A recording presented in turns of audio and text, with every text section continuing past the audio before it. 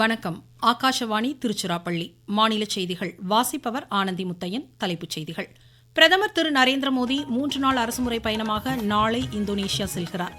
வளர்ச்சியடைந்த பாரதத்திற்கான ஊரக வேலை உறுதி மற்றும் வாழ்வாதார திட்டத்தின் கீழ் மாநிலங்களுக்கு 25,000 கோடி ரூபாய் நிதி இன்று விடுவிக்கப்பட்டதாக மத்திய வேளாண் அமைச்சர் திரு சிவராஜ் சிங் சௌஹான் தெரிவித்துள்ளார். பொதுமக்களின் கோரிக்கை மனுக்கள் மீது விரைந்து நடவடிக்கை எடுக்கப்பட்டு வருவதாக மாநில வருவாய் பேரிடர் மேலாண்மைத்துறை அமைச்சர் திரு செங்கோட்டையன் கூறியுள்ளார்.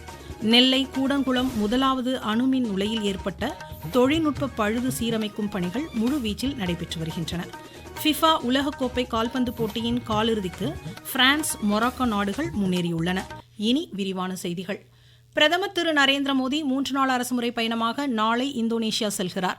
அந்நாட்டு அதிபர் பிரபாவோ சுபியாண்டோவுடன் இருதரப்பு பேச்சுவார்த்தைகளை மேற்கொள்ளும் பிரதமர் இந்திய வம்சாவளியினருடன் கலந்துரையாடுகிறார். இரு நாடுகளுக்கிடையே கடல்சார் பாதுகாப்பு, விண்வெளி ஒத்துழைப்பு, அறிவியல் தொழில்நுட்பம் உள்ளிட்ட முக்கிய துறைகளில் புரிந்துணர்வு ஒப்பந்தங்களும் கையெழுத்தாக உள்ளன. இரு நாடுகளுக்கிடையே $30 பில்லியன் வர்த்தகம் நடைபெறும் நிலையில் இதனை மேலும் அதிகரிக்க பிரதமரின் பயணம் வழிகோலுவதுடன் பரஸ்பர முதலீடுகள் அதிகரித்து சுகாதாரம், திறன் மேம்பாடு, கல்விசார் நடவடிக்கைகள் மேம்படும் என்பது குறிப்பிடத்தக்கது. வளர்ச்சியடைந்த பாரதத்திற்கான ஊரக வேலை உறுதி மற்றும் வாழ்வாதார சட்டம் 2025 நாடு முழுவதும் கடந்த 1ஆம் தேதி முதல் வெற்றிகரமாக செயல்படுத்தப்பட்டு வருவதாக மத்திய வேளாண் அமைச்சர் திரு சிவராஜ் சிங் சௌஹான் மகிழ்ச்சி வெளியிட்டுள்ளார். இத்திட்டத்தின் கீழ் மாநிலங்களுக்கு 25,000 கோடி ரூபாய் நிதியை காணொலி மூலம் இன்று விடுவித்து பேசிய அவர், அடுத்த 5 ஆண்டுகளில் இத்திட்டத்தின் கீழ் 2 லட்சத்திற்கும் மேற்பட்ட கிராமங்களில் 7,5 லட்சம் கோடி ரூபாய் நிதி ஒதுக்கப்படும் என்றார். இதன் மூலம் வளர்ச்சியடைந்த இந்தியாவிற்கான ஊரக வேலை வாய்ப்பு உறுதிப்படும் என்றார். மத்திய வெளியுறவுத்துறை அமைச்சர் doctor S. Jaishankar Qatar, Bahrain, Kuwait, Oman நாடுகளுக்கு 6 நாள் பயணமாக இன்று புறப்படுகிறார். இப்பயணத்தின் போது அந்நாட்டு தலைவர்களை சந்திக்கும் திரு ஜெய்சங்கர் இருதரப்பு உறவுகளை வலுப்படுத்துவது தொடர்பாக முக்கிய பேச்சுவார்த்தைகளை மேற்கொள்கிறார். மண்டல அளவிலான வளர்ச்சி வாய்ப்புகளை மேம்படுத்துவது தொடர்பான வழிமுறைகள் குறித்தும் இதில் ஆலோசிக்கப்படும். மகளிர் ஆளுமை மற்றும் மகளிர் சார்ந்த மேம்பாடு தொடர்பான பிரிக்ஸ் மகளிர் பணிக்குழு கூட்டம் கேரள மாநிலம் கொச்சியில் நாளை தொடங்குகிறது. மத்திய மகளிர் குழந்தைகள் நல மேம்பாட்டுத்துறை அமைச்சகம் ஏற்பாடு செய்துள்ள இக்கூட்டத்தில் பிரேசில், ரஷ்யா, சீனா உள்ளிட்ட பிரிக்ஸ் நாடுகளின் உயர் அதிகாரிகள் பங்கேற்கின்றனர்.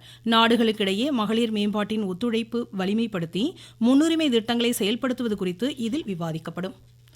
உலகளாவிய செயற்கை நுண்ணறிவு ஆளுமை பேச்சுவார்த்தைகள் சுவிட்சர்லாந்தில் நாளை தொடங்குகிறது. மத்திய வெளியுறவுத்துறை இணை அமைச்சர் கீர்த்திவர்தன் சிங் தலைமையிலான இந்திய குழு இதில் பங்கேற்கிறது. இந்த ஆண்டிற்கான அமர்நாத் புனித யாத்திரையில் கடந்த 2 நாட்களில் மட்டும் 32,313 பக்தர்கள் பனிலிங்க தரிசனம் மேற்கொண்டுள்ளனர். நீங்கள் கேட்டுக்கொண்டிருப்பது ஆகாஷவாணியின் மாநில செய்தியறிக்கை.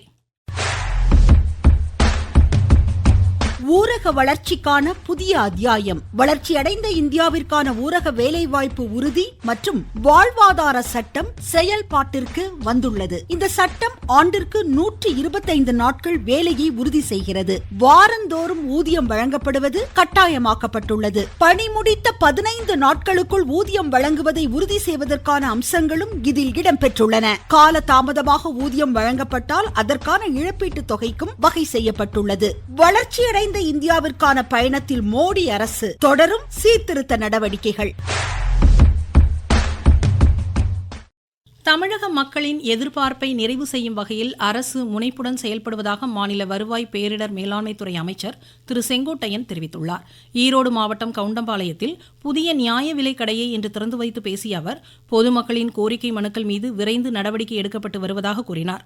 இதன் ஒரு பகுதியாக அனைத்து சமுதாய மக்களை சந்திப்பதுடன் முதலமைச்சரின் நேரடி கண்காணிப்பில் வரும் 22ஆம் தேதி வரை துறை சார்ந்த ஆய்வுப் பணிகள் நடைபெறுவதாகவும் அமைச்சர் தெரிவித்தார்.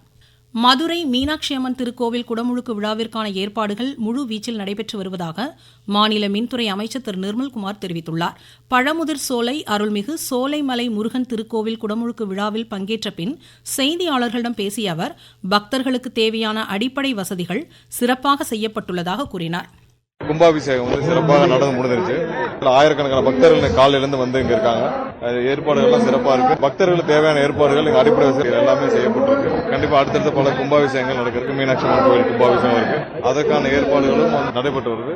நெல்லை கூடங்குளம் முதலாவது அணுமின் உலையில் சீரமைப்பு பணிகள் முழுவீச்சில் நடைபெற்று வருகின்றன. நேற்று மாலை முதலாவது அணு உலையில் பழுது ஏற்பட்டதை அடுத்து 1000 மெகாவாட் மின் உற்பத்தி பாதிக்கப்பட்டது. இந்நிலையில் இந்திய ரஷ்ய தொழில்நுட்ப வல்லுநர் குழு பழுதை சரி செய்யும் பணியில் ஈடுபட்டுள்ளதாக எமது செய்தியாளர் தெரிவிக்கிறார். நெல்லை மாவட்டம் கூடங்குளத்தில் தலா 1000 மெகாவாட் மின்சார உற்பத்தி திறன் கொண்ட 2 அணு உலைகள் செயல்பட்டு வருகிறது. இந்த நிலையில் முதலாவது அணு உலையில் நேற்று மாலை ஜெனரேட்டர் பாதுகாப்பு அமைப்பில் ஏற்பட்ட தொழில்நுட்ப கோளாறு காரணமாக மின் உற்பத்தி நிறுத்தப்பட்டுள்ளது.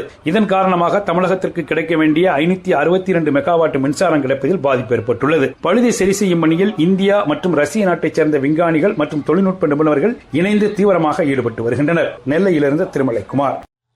திருவள்ளூர் மாவட்டம் கன்னிகைப்பேரியில் தனியார் கடல் உணவு பதப்படுத்தும் தொழிற்சாலையிலிருந்து பாதுகாப்பாக அமோனியா வாயு அகற்றும் பணிகள் 2வது நாளாக இன்றும் நடைபெற்று வருகிறது. தேசிய பேரிடர் மீட்பு குழுவினர் 30 பேருடன் தமிழக பேரிடர் மீட்பு குழுவினர் 21 பேர் இணைந்து இப்பணியை மேற்கொண்டு வருகின்றனர். அமோனியா வாயு முற்றிலும் அகற்றப்படும் வரை ஜனபஞ்ச் சத்திரம் பெரியபாளையம் இடையே போக்குவரத்திற்கு தடை விதிக்கப்பட்டுள்ளது.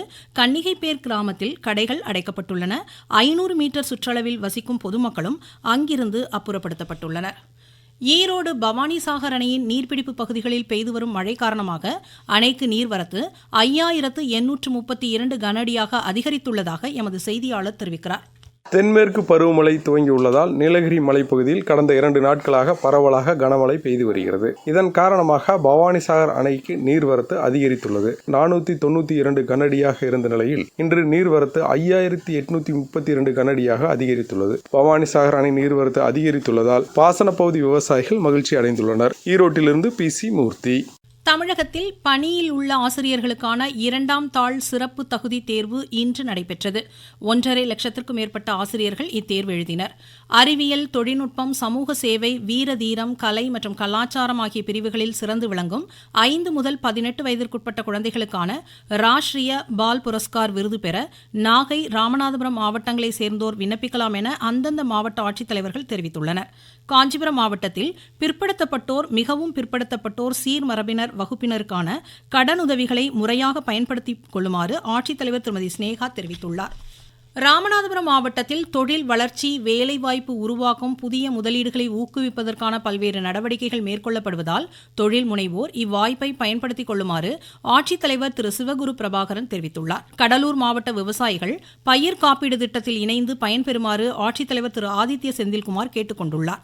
விழுப்புரம் மாவட்டத்தில் தூய்மை இந்தியா இயக்கத்தின் கீழ் 2,33,869 கழிப்பறைகள் கட்டி முடிக்கப்பட்டுள்ளதாக மாவட்ட நிர்வாகம் தெரிவித்துள்ளது. விழுப்புரம் மாவட்டம் சித்தனை கிராமத்தில் போதைப் பொருள் விற்பனை செய்த 2 பேர் கைது செய்யப்பட்டுள்ளனர். அவர்களிடமிருந்து 3 கிலோ கஞ்சா பறிமுதல் செய்யப்பட்டுள்ளது. தஞ்சை மாவட்டம் கும்பகோணம் அருகே கொரநாட்டு கருப்பூர் புறவழி சாலையில் 2 சக்கர வாகனமும் டிப்பர் லாரியும் மோதிக்கொண்ட விபத்தில் 2 உயிரிழந்தனர்.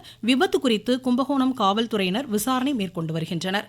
கள்ளக்குறிச்சி மாவட்டம் திருக்கோவிலூர் ஸ்ரீ உலகளந்த பெருமாள் கோவில் குடமுழுக்கு விழா இன்று வெகு விமரிசையாக நடைபெற்றது. இதில் ஏராளமானோர் சுவாமி தரிசனம் செய்தனர். குற்றால அருவிகளில் குளிக்க விதிக்கப்பட்ட தடை விலக்கிக் கொள்ளப்பட்டதை அடுத்து சுற்றுலா பயணிகள் மகிழ்ச்சி அடைந்துள்ளதாக எமது செய்தியாளர் கூறுகிறார்.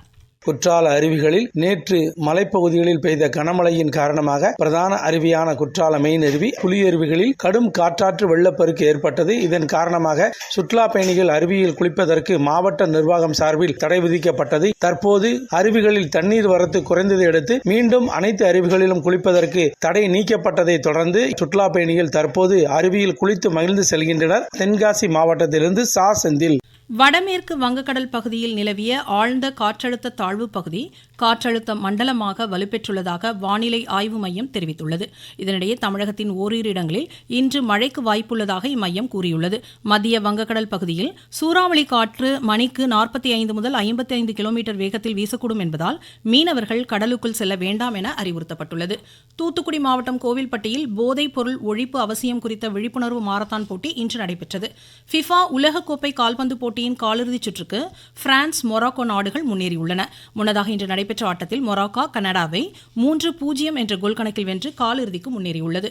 லண்டன் லார்ட்ஸில் நடைபெறும் உலகக்கோப்பை மகளிர் 2020 கிரிக்கெட் போட்டியின் இறுதி ஆட்டத்தில் ஆஸ்திரேலியா இங்கிலாந்தை இன்றிரவு 8 மணிக்கு எதிர்கொள்கிறது. மீண்டும் தலைப்புச் செய்திகள். பிரதமர் திரு நரேந்திர மோடி 3 நாள் அரசுமுறை பயணமாக நாளை இந்தோனேஷியா செல்கிறார். வளர்ச்சியடைந்த பாரதத்திற்கான ஊரக வேலை உறுதி மற்றும் வாழ்வாதார திட்டத்தின் கீழ் மாநிலங்களுக்கு 25,000 கோடி ரூபாய் நிதி இன்று விடுவிக்கப்பட்டதாக மத்திய வேளாண் அமைச்சர் திரு சிவராஜ் சிங் சௌஹான் தெரிவித்துள்ளார். பொதுமக்களின் கோரிக்கை மனுக்கள் மீது விரைந்து நடவடிக்கை எடுக்கப்பட்டு வருவதாக மாநில வருவாய் பேரிடர் மேலாண்மைத்துறை அமைச்சர் திரு செங்கோட்டையன் கூறியுள்ளார். நெல்லை கூடங்குளம் முதலாவது அணுமின் உலையில் ஏற்பட்ட தொழில்நுட்ப பழுது சீரமைக்கும் பணிகள் முழுவீச்சில் நடைபெற்று வருகின்றன. ஃபிஃபா உலகக்கோப்பை கால்பந்து போட்டியின் காலிறுதிக்கு பிரான்ஸ், மொராக்கோ நாடுகள் முன்னேறியுள்ளன. இத்துடன் இந்த செய்தியறிக்கை முடிவடைந்தது.